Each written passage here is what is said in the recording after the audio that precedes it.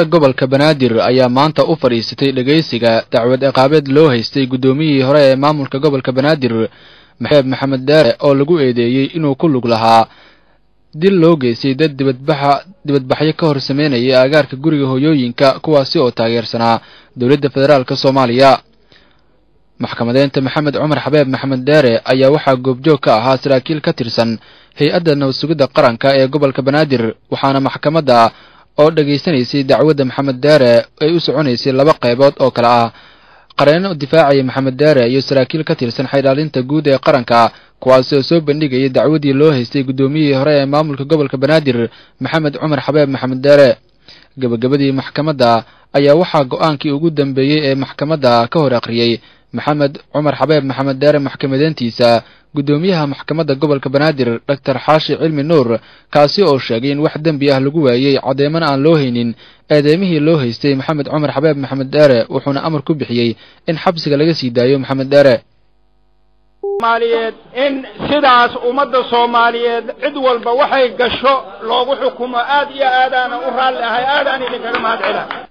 Soomaaliyeed in sidaas ummadda Soomaaliyeed cid walba waxay gasho loogu xukumo aad iyo aad aan u raali ahay aad aan idinkaga mahadcelaa.